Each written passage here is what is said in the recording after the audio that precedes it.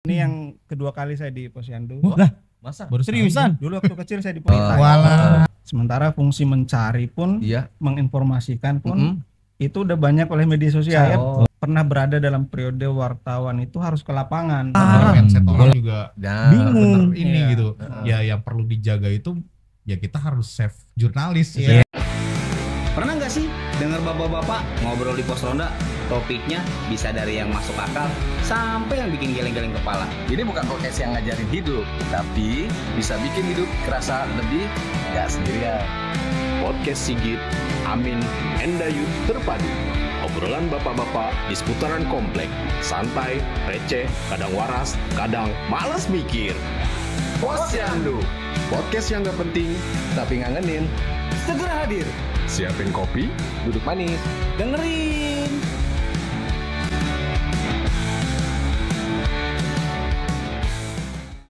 Assalamualaikum warahmatullahi Wabarakatuh. Warga komplek Selamat warga datang di Posyandu. Widih. Tempat ngobrol santai bapak-bapak komplek. Kali ini kita bahas masa depan media sosial nih. Tapi Sangat jangan khawatir, nggak bakal bikin pusing kepala kok. Betul. aku lagi Simple. pas gue lagi sakit Sakit apa? kepala. Kenapa emang? Hujan-hujanan 2 minggu betul turun. Emang nggak pakai jas hujan? Iya. Pakai jas hujan, Emang nggak pakai. pakai helm? Pakai juga. Kok bisa? Helmnya gue taro. Terus? Gue kehujanan. Enggak, dia sebenarnya bawa mobil cuy. Widih. Cuma dia dorong-dorong. Ya. BM di belakang. Oh, Gitu. iya. Jadi sekarang kita kedatangan tamu spesial nih. Widih. Tetangga komplek, Iya. wartawan senior. Benar dan banget. Sekaligus tetangga komplek yang enggak jago nulis. Oh, jago. Jago nulis. Iya. Copywriting. Mm-mm. Oh, keren. Tahu gak copywriting apa? Tahu Apa? nulis. Itu mulu. Ya, selamat datang Pak Agus. Bagus. Tepuk tangan dulu dong. Terima kasih. Iya. Nah, itu dia. Terima kasih sudah mengundang saya. Siap. Abang-abang, bapak-bapak lah ya. Ya. Ya, abang-abang lebih muda lah. Iyalah, lebih muda. Iya. Ibu-ibu. Saya kakak. Daerah 75. Ini yang kedua kali saya di Posyandu. Lah, Masa? Baru seriusan? Dulu waktu kecil saya di Posyandu. Walah, gitu. lu belum nyampe Oh, otaknya. itu yang Iya. begini. Yang dapat Ya. bubur kacang hijau bukan? Berarti kartu KMS masih ada dong. Yang gambarnya ibu menyusui. Wah. Enggak. Lo ngeliat itu aneh doang sih Lu. gitu. Ya selamat datang nih Pak Agus nih. Masya Ya. Allah udah nyisihin waktu buat Posyandu Ya, ya. beda blok ya, beda blok. Iya. Untungnya deket ya. Dekat mana? Deket sini lah, deket rumah. Oh gitu. Iya. Tetap stasiun di. Posyandu. Nah, bagus. Ini kan sekarang lagi perkembangan zaman digitalisasi nih. Widih. Digitalisasi Semangat dong. masanya. Ah, belum nyampe lu digitalisasi lu. Apalagi ini. Handphone aja handphone jadul. Taunya imunisasi Titen, doang. titen. Nah kan kebanyakan sekarang media sosial nih yang kayak Instagram, TikTok dan lain-lain lah ya, termasuk Twitter ya kan. Nah sekarang apakah pola kerjanya untuk wartawan tuh sekarang udah ke media seperti itu gitu loh? Pasti pola kerjanya sih berbeda ya. Oh pola kerja. Kalau kita bahasanya ini sudah jadi new media. Gitu. New media, New oke. media. Media baru gitu. Hmm. Karena namanya wartawan itu kan mencari dan mengumpulkan Heeh. berita ya. Heeh. Sementara fungsi mencari pun, Iya. menginformasikan pun, Mm-mm. itu udah banyak oleh media sosial. Oh. Kalau Lebih mudah ya? apalagi sekarang kan misalnya orang nyari katanya ada peristiwa di Sawangan. Jakarta Barat gitu. Oh. Iya. Orang tinggal buka Instagram, Iya. Explorer kan langsung tuh. Benar. Ataupun Twitter tinggal cari Hashtag gitu. langsung gitu. Iya. Tidak harus buka media mainstream gitu. Oh, Oke. oke. Jadi itu merubah itu juga. Selain kemudian ada kalau di media mainstream kan ada kode etiknya gitu. Heeh. Kalau media sosial kan ada peristiwa tinggal live. Oh iya. Facebook live, Instagram Iya. live, Heeh. TikTok live. Jadi semua pasti mengubah cara kerja wartawan. Oke. Oh gitu. Tapi dimudahkan lah dengan adanya sosial media gitu ya Mas. Pasti ada Untuk plus mencari- minusnya. Oh, Pasti oke. ada plus minusnya. Karena kalau saya pernah berada dalam periode wartawan itu harus ke lapangan. Heeh. Bola.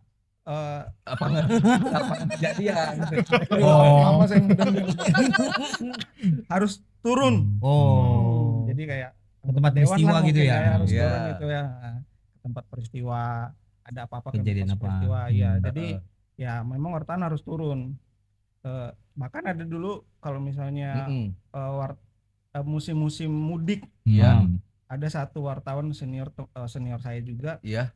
dia tuh nggak mau mengandalkan dari media sosial ataupun televisi, dia langsung turun. Jadi pakai motor dinyusurin dari mulai Jawa Timur sampai kemudian arah Jawa Barat. Jadi untuk memberitakan naik motor. Karena versi dia berita ya harus kita turun, harus dia yang lihat. Dia yang lihat sendiri. Naik motor loh, Jawa Timur ke Jawa Barat, ke Joko Kendil ya. Iya. Parah juga ya. Jadi dihafal tuh jalan-jalan dari Tuban sampai ke Jakarta itu dihafal, selain dari jalan arteri lagi. Jadi kenapa nggak nyewa Awan Kinton aja sih cepat gitu ya. Awan Kinton gitu lah kan. Tapi kan tantangan juga Pak ya, kalau kayak berita kan jadi cepet viral tuh ya. Jadi itu kan banyak juga yang hoax tuh gitu kan. Nah, kalau untuk menghindari kayak gitu gimana tuh? Iya nih banyak berita-berita hoax nih ya kan. Filternya itu. Nah, makanya kalau di media mainstream itu punya namanya kode etik gitu. Setiap ada kabar harus terkonfirmasi dulu. Konfirmasi. Nah, konfirmasinya kemana? Terutama harus ke sumber terpercaya. Makanya misalnya kadang kan kita ngelihat ada beberapa media sosial tiba-tiba mengatakan tokoh A ini meninggal gitu. Di media mainstream nggak boleh langsung kemudian dijadikan berita, harus dikonfirmasi ke siapa yang pihak terkait. Makanya namanya media mainstream harus ada verifikasi lagi gitu. Sumber informasinya dari mana. Jadi tidak bisa serta-merta gitu. Itu yang membedakan dengan media sosial. Mungkin karena sekarang lagi ini kali ya, lagi malah lebih memudahkan, jadi orang ini antara hoax dan enggak ya kan. Kan kebanyakan orang pakai Instagram atau apa, ini meninggal, nggak taunya masih di mall gitu kan bingung. Jadi mereka tinggal posting-posting itu malah lebih memudahkan ya antara percaya dan nggak percaya. Itu malah nggak terfilter ya. Iya, makanya ada plus minusnya. Benar juga sih. Jadi kalau bedanya wartawan itu dia bikin konten cepat tapi tetap akurat gitu ya. Betul. Harusnya seperti itu. Tapi kan banyak berita hoax yang kita hindari itu juga kan sebenarnya kan, benar apa enggaknya gitu loh. Jangan iya doang, ngerti kagak. Jadi biar ngefilternya ini lumayan. Filter air, Lu filternya ini tapi tantangannya gimana sih Pak kalau misalnya jadi kayak persaingan yang kayak gitu, misalnya di Instagram tiba-tiba langsung terbit nih berita gitu kan. Tapi kalau misalnya itu kan berarti kan titik-titik kan udah ada apa gimana, tiba-tiba biar cepat lebih dari medsos posting gitu kan, gimana tuh Pak? Iya, mungkin ya. Kalau kayaknya sih kalau untuk cepat agak kalah ya. Karena kan namanya media sosial pasti langsung itu ada kejadian saat itu live selesai gitu. Sementara misalnya wartawannya harus ke lokasi dulu, harus ngetik berita dulu. Ya kan, agak lama kan. Harus ngeliat dulu agak lama. Nah, jadinya tantangannya kecepatannya di situ. Tapi akurasinya. Kalau menurut saya, kalau kemudian kita kalah cepat, yang harus kita lakukan adalah bagaimana akurasinya, bagaimana sisi-sisinya itu bisa diangkat. Kenapa kemudian ini misalnya peristiwa A terjadi, jadi si wartawannya ini harus mengangkat lebih kuat lagi dengan data dan penglihatannya. Berarti nggak sekedar hanya berita doang.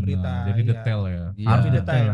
Makanya itu ada tempat orang yang filternya itu juga kan. Ya pasti di kantornya pasti ada filternya kan.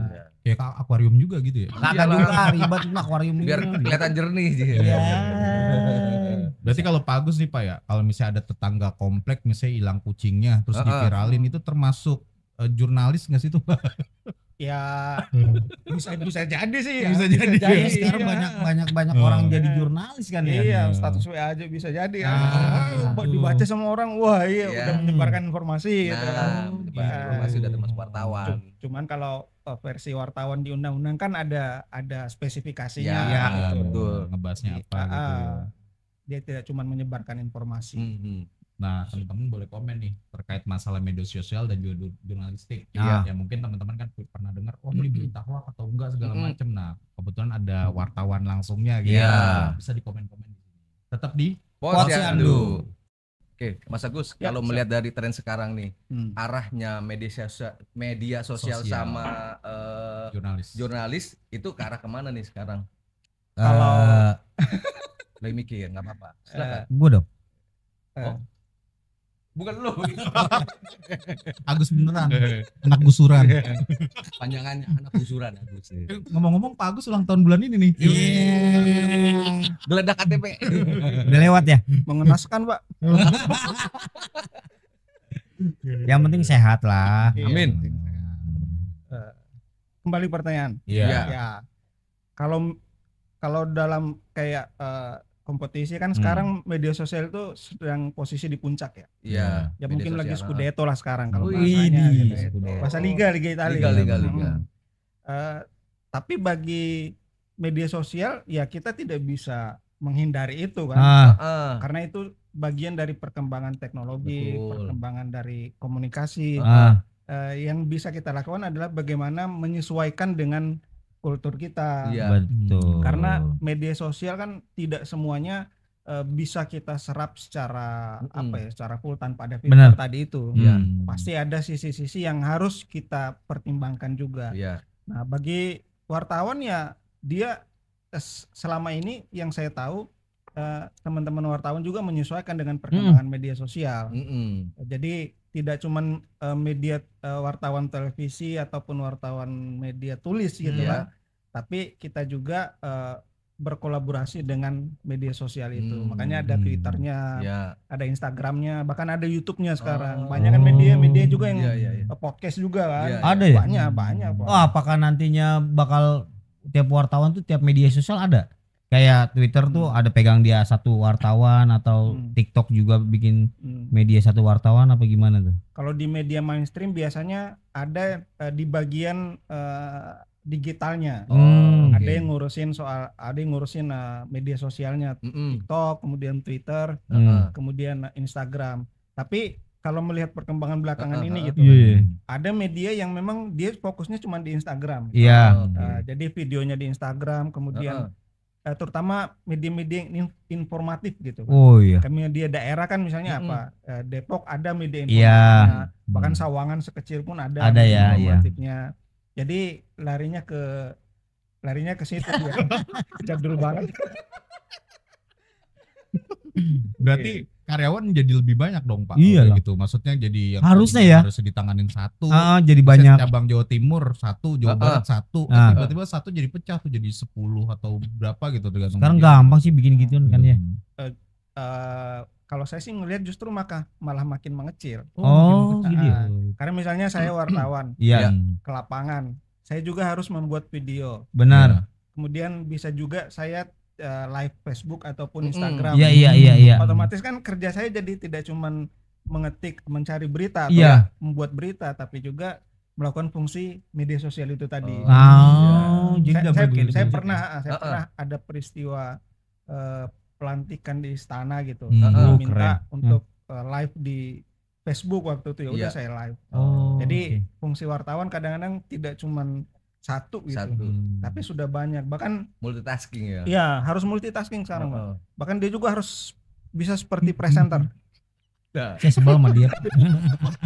Saya nggak bisa ngebayangin zaman dulu tuh pakai beginian pakai beginian. Sekarang kan tinggal handphone aja. Iya, tinggal handphone. Dulu kan belum ada fasilitas videonya by handphone gitu kan. Belum ada. Nah, terus ada kayak beginian yang recorder gitu ya. Kalau saya ini melihat kayak mau tacap ya. Sekarang itu misalnya kita ngerekam wawancara handphone dengan IE sekarang, itu bisa langsung transkrip. Jadi nggak perlu didengarkan lagi gitu. Kayak seperti itu. Bahkan ChatGPT pun bisa tolong buatkan berita begini dibuatin sama dia. AI kan buatan Indonesia, anak Indonesia. Plesetan. Ada lagi sekarang versi AA. Apa orang Sunda yang ngeluarin. Iya. Ada lagi Neng. Jadi kalau misalnya tips dari Pak Agus nih Pak ya untuk menanggapi berita yang mungkin hoax atau misalnya takutnya kita hoax atau segala macam, nah kira-kira tipsnya apa tuh Pak? Ya jangan mudah percaya. Bukan dia. Kebiasaan itu. Tapi benar juga. Benar ya. Cuman saya belum ke situ dulu. Soalnya di atas udah ada tulisannya. Kalau bahasa kita sekarang kan ini sudah tsunami informasi. Informasi kan banyak gitu. Iya. Tinggal kita bagaimana menyeleksinya. Yang penting sekarang kita jangan langsung mudah terpercaya. Jangan langsung share apa segala. Pastikan dulu karena banyak pintu media sekarang kan banyak, artinya banyak pintu informasi untuk masuk ke kita. Iya. Nah, yang perlu kita lakukan adalah bagaimana memfilter itu. Bahasanya tabayun. Tabayun. Kalau wartawan itu cek and recheck. Atau jangan terlalu harus punya jiwa yang apatis gitu. Benar nggak informasi ini? Gitu. Saya cek dulu lah gitu. Apatis apa? Jangan mudah percaya. Sama aja kayak berita di Depok kan katanya, di situ ada babi ngepet gitu kan. Ya kan saya bilang babi ngepet di Sawangan, saya bingung ya kan. Nggak taunya kan Pak Haji yang beli babi kan. Iya, atau babinya lari. Iya. Enggak, lagian ngapain babi ngepet ke Depok? Mendingan ke Pondok Indah. Ada duitnya.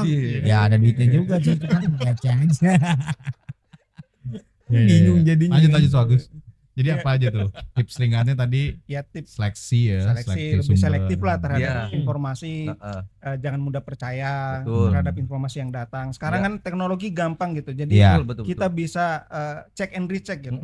Datang broadcast apa-apa. Biasanya kan broadcast ini banyak broadcast ini yang udah di atasnya tuh many forward gitu. Nah, itu juga harus dicek. Cek juga kebenarannya. Apalagi paling bawah itu biasanya sebarkan ke banyak orang itu harus kita.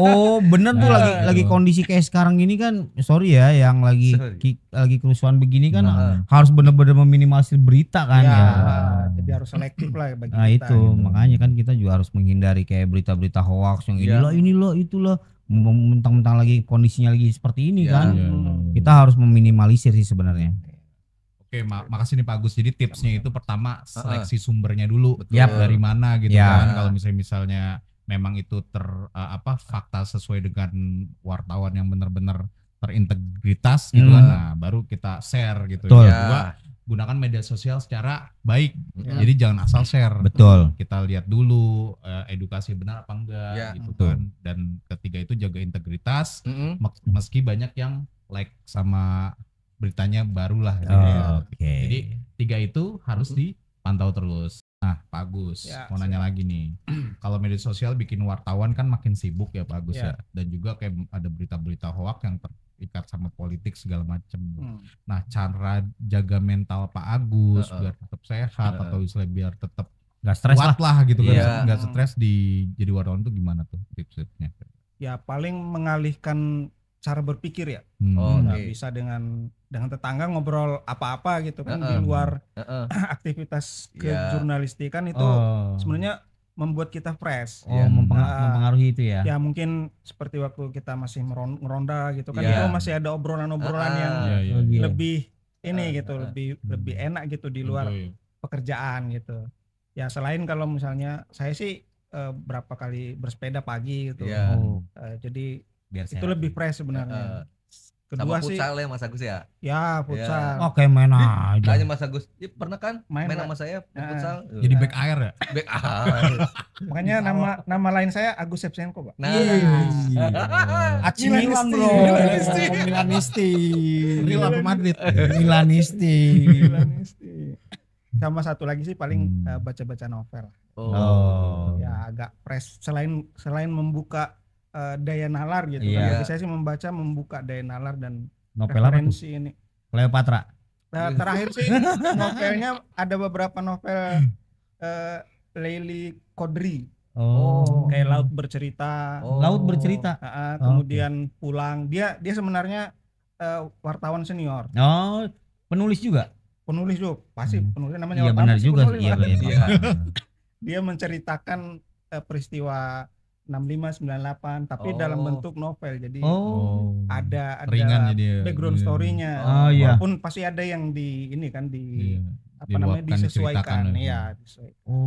Hebat juga ya. Tapi kalau dari unsur kayak misalnya mungkin tetangga atau mungkin pernah nggak bisa dibully gara-gara kita jurnalis? Jurnalis atau misalkan dari jurnalis sendiri gitu kan. Kan ada tuh yang kayak apalagi kalau misalkan musim pemilu. Ya kan misalkan kan kalau perusahaan ini 1, 2, 3 media ini mendukungnya ini ya kan. Nah, itu kan pasti ada Gencatan ya kan? Gencatan senjata. Bukan, gencatan media lah. Ukraina Bang. Bukan Ukraina. Biasanya ramenya di grup WA. Iya, saya lihat dulu di grup WA. Aduh, Bapak bisa penenang atau destroyer? Kalau saya ini ST lah. Sebodoh teuing. ST sebodoh teuing. Kalau saya sih ya pastilah ada aspirasi politik per orang di komunitas warga gitu pasti ada lah gitu. Mungkin kalau di depan saya langsung hampir nggak pernah. Walaupun saya kadang ngerasa mungkin nyindir saya gitu. Tapi saya orangnya masa bodoh, Pak. Betul. Stoik. Bahasanya apa kalau orang bilang ini ya? Bodoh amatan. Bodoh amat dan mereka nggak butuh klarifikasi kita. Dan apapun klarifikasi kita itu pasti salah, negatif gitu, salah gitu. Bilang ya udahlah anggap aja nggak ada gitu. Kalau misalnya dianggap ini sama orang ini gitu, saya bilang anggap aja nggak ada gitu. Jadi saya bawa situasi normal aja. Enjoy. Makanya hati-hati tuh, makanya saya sih kadang suka gimana ya? Ini siapa sih ngurusnya? Kalau bisa jadi Kemenfo gitu loh, jadi ada menyortir gitu. Kalau misalkan mau nge-share ini harus lapor dulu nih, layak nggak untuk di-share di warga gitu kan? Karena jadi pemicu sih sebenarnya kayak gitu kan. Jadi pemicu sebenarnya. Ya makanya kan di grup itu mesti harus ada. Iya, jadi kalau mau nge-share sesuatu nih misalkan ada yang meredamnya gitu kan. Nggak perlu lah, maksud gue nggak harus yang kayak gitu. Jadi Pak, saya kalau mau nge-share ini aman nggak? Lebih ke sortir gitu loh. Karena kan kalau main share-share aja kan orang jadi pemikiran kan beda-beda kepala kan. Ada pernah cerita di salah satu warga di negeri lain lah gitu. Negeri lain. Di grup WA gitu. Kiniha. Kunuha mungkin apalah gitu kan. Nah, dia nge-share berita bahwa berita itu dibilangnya agak cenderung ke apa namanya? Salah satu afiliasi tertentu lah gitu.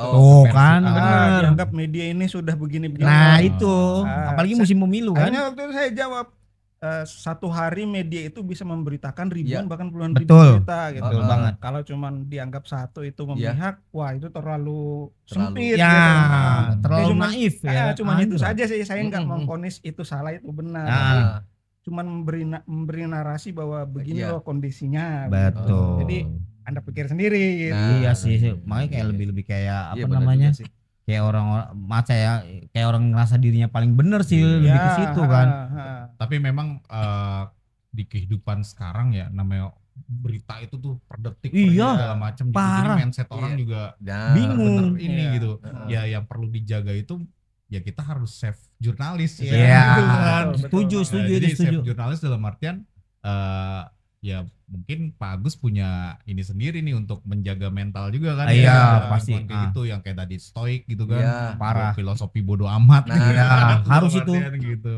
Ya tapi sering gak sih Pak kayak gitu, misalnya contoh kadang-kadang pernah kepancing gak sih gitu gara-gara pasti hasrat mah ada gitu ya. Kita tapi sendiri kesel kan gitu. Kita aja pernah Pak, jujur kita pernah, cuman kita masih muda lah, nggak geser gitu sih, lebih ke situ. Ya pernah dituduh sih pasti kan? Dituduh. Ya bahasanya apa ya, saya kan liputan di ring kekuasaan ya. Ring kekuasaan, namanya penugasan kan pasti kita harus siap ya. Ditugaskan di kepolisian, di DPR, bahkan di istana sekalipun. Nah kebetulan saya di sana, musimnya pemilu gitu kan. Ya dianggap apa ya, bagian dari itu kan, bagian dari rezim lah intinya kayak gitu.